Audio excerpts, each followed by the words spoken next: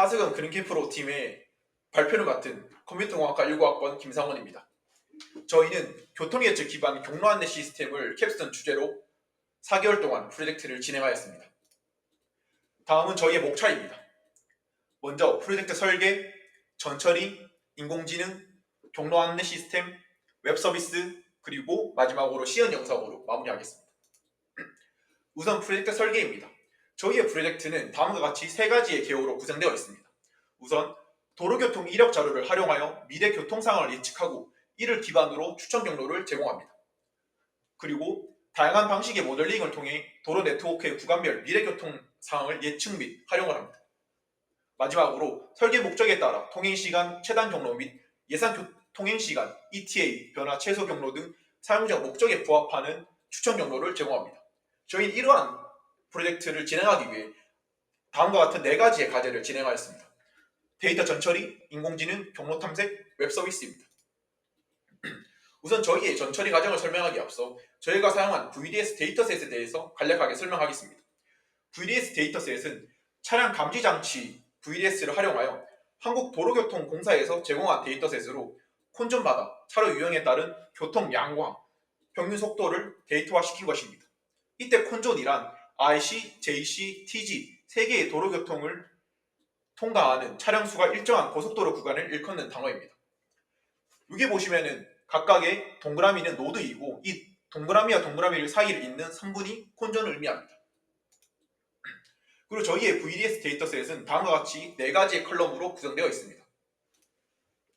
저희는 데이터를 분석하는 과정에서 특정 노드에 대해 데이터가 아예 존재하지 않는 경우를 발견하였습니다.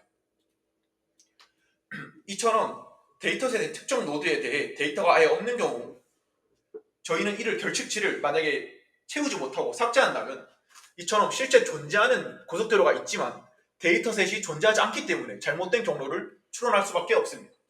따라서 저희는 실생활에서 사용할 수 있는 최단 경로를 진짜로 뽑기 위해서 해당 결측치를 삭제하는 것이 아니라 예측을 통해 채워넣기로 결정하였습니다.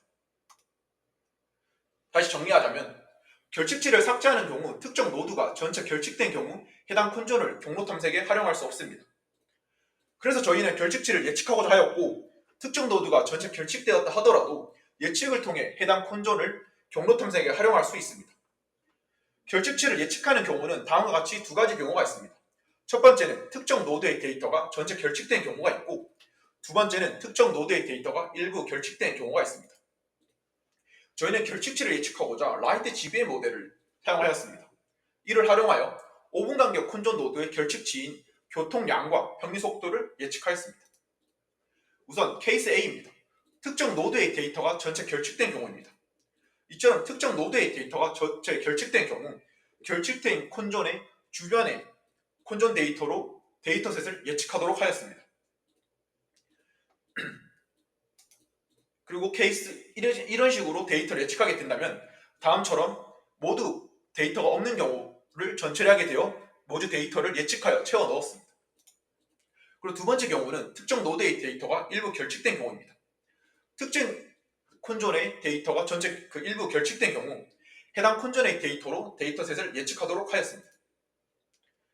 이처럼 전처리하기 전에는 데이터가 비워져 있지만 데이터를 전처리하는 과정을 통해 다음처럼 값을 채워 넣었습니다. 그리고 마지막으로 도로 유형이 2가지인 콘존이 존재했습니다. 여기서 1번은 버스 차로이고 2번은 일반 승용차 차로입니다. 2개 차로 유형이 있는 콘존이 있을 경우에는 두 차로의 비율 가중 평균을 통해 속도를 계산하였고 하나의 콘존으로 통합하였습니다. 이번에는 인공지능 그래프 웨이브넷 모델입니다.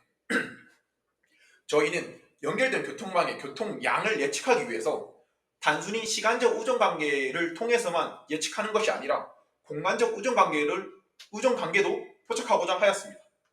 이를 위해 저희는 시공간을 통해 교통량을 예측할 수 있는 인공지능 모델인 그래프 웨이브넷 모델을 선정하였습니다. 그래프 웨이브넷 모델은 32개의 TCN, GCN 모듈, 레저럴 커넥션으로 구성되어 있습니다. 이를 통해 시간적 우정관계와 공간적 우정관계를 포착할 수 있고 다른 인공지능 모델에 비해 빠른 추론 속도와 높은 성능을 가지고 있습니다.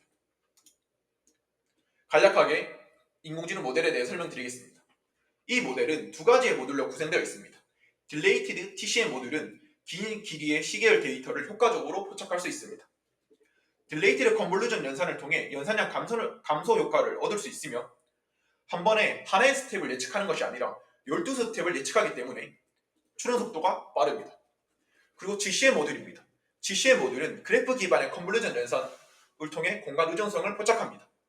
네트워크 전반에 걸친 교통량의 확산을 효과적으로 모델링할 수 있습니다.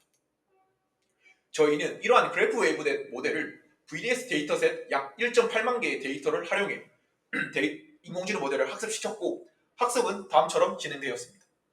그리고 다음은 추론 성능입니다. 추론 성능도 다음처럼 잘 되었다는 것을 확인할 수 있습니다. 그리고 가장 이 모델의 특징은 평균 학습 시간과 평균 추론 시간이 짧다는 것입니다.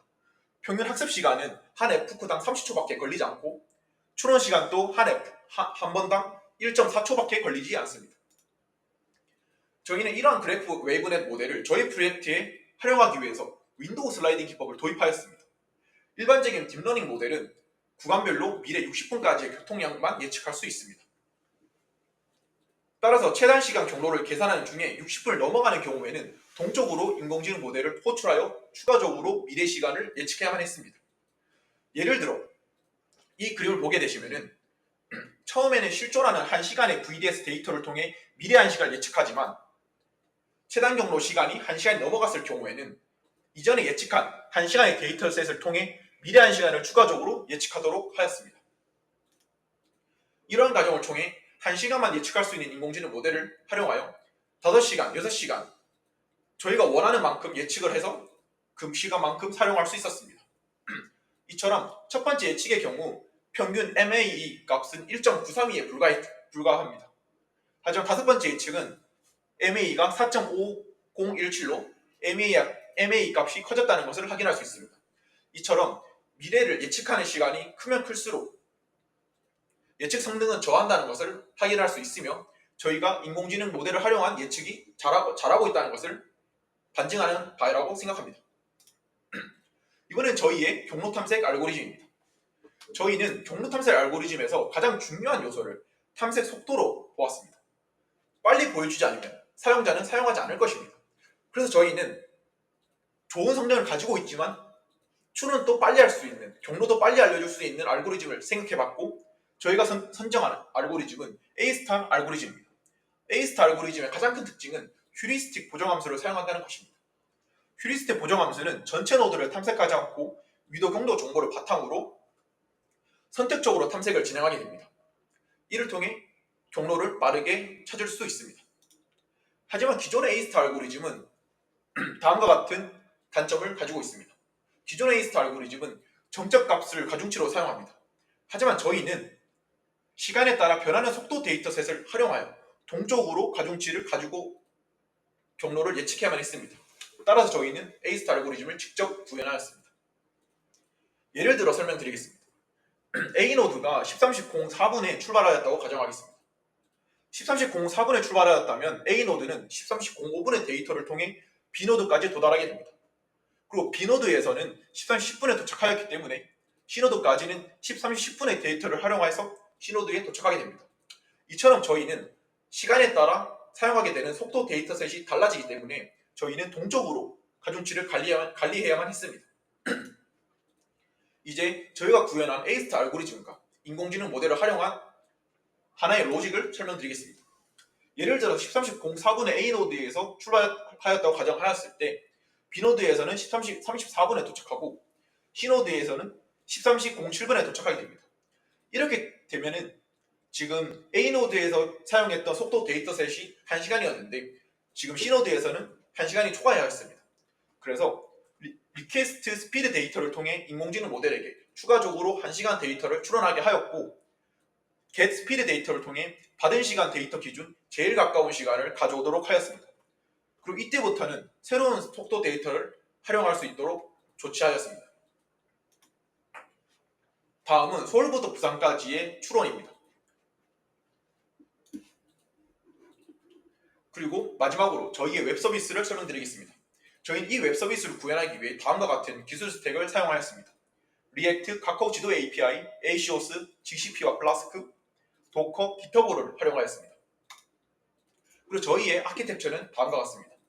사용자가 GCP에게 출발지와 목적지, 출발 시간을 리퀘스트를 하게 되면은 GCP 내부적으로 A-스타 알고리즘과 딥러닝 모델을 활용하여 최적의 경로와 ETA 시간을 반환합니다.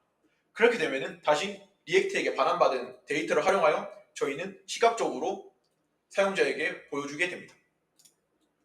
이때 저희는 기존에 사용하고 있는 카카오 API와 저희가 만든 API를 비교하기 위해 카카오 API 기능도 도입하였습니다. 이때 카카오 API와 저희 API의 차이점은 카카오 API는 과거 측정 속도의 평균을 활용한다는 것이고 저희는 미래 예측 시간을 활용한다는 것입니다. 따라서 과거의 예측 속도의 평균값을 사용하는 카카오 API에 비해 저희는 실시간으로 미래 속도를 반영하여 경로를 예측하기 때문에 저희가 만든 API가 좀 더 신뢰성이 높다는 것을 확인할 수 있습니다. 다음은 저희가 만든 웹 서비스 한 화면입니다. 서울과 부산을 출발 시간을 가지고 검색을 누르게 되면은 ETA, A-스타와 인공지능을 활용한 ETA가 이렇게 보여주게 되고 거기에 대한 경로가 빨간 선으로 표현하게 됩니다. 그리고 이 토글을 누르게 되면은 카카오 API를 통해 ETA 시간을 받고 그리고 경로도 받을 수 있습니다. 이처럼 카카오 API가 예측한 ETA는 4시간 41분에 비해 저희가 가지고 온 ETA는 4시간 44분입니다. 그리고 저희가 가지고 온 경로와 카카오 API가 가지고 온 경로는 다르다는 것도 확인할 수 있습니다. 다음은 지도 API와 출현 경로가 비슷한 경우입니다. 서울부터 대전은 비슷했습니다. 그리고 ETA 시간도 2시간 23분이고 55분이었습니다. 이에 반해 지도 API와 출현 경로가 상이한 경우입니다. 이처럼 출현 경로에 4시간 53분이 걸렸고 그리고 카카오 API는 5시간 15분이 걸렸습니다. 그리고 마지막으로 저희가 만든 프로젝트의 시연 영상을 보여드리겠습니다. 이처럼 저희가 다음과 같이 출발지, 도착지를 검색을 하게 되면은 GCP 내부적으로 인공지능이 추론을 하고 그리고 경로를 다시 반환받게 됩니다. 이때 부산까지 걸리는 시간이 약 4시간을 넘어가기 때문에 인공지능 모델은 다음처럼 5번의 추론을 진행하게 됩니다.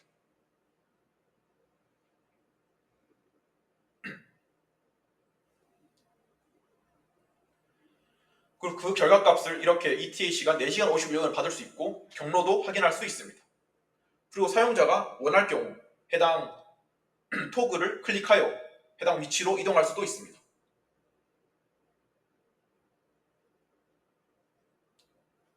충주 JC를 누르면 충주 JC로 가고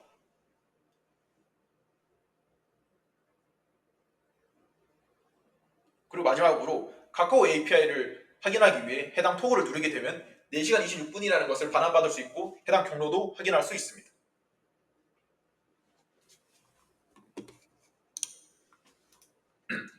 이제 마지막으로 저희가 진행했던 모든 프로젝트와 그리고 저희가 좀 더 자세한 설명들과 코드들을 저희 기터브 링크에 달아두었습니다. 그래서 만약에 저희 코드와 설명들이 추가적으로 필요할 경우 해당 링크를 통해 QR코드를 통해 확인할 수 있습니다. 이상으로 저희 발표를 마치겠습니다. 감사합니다.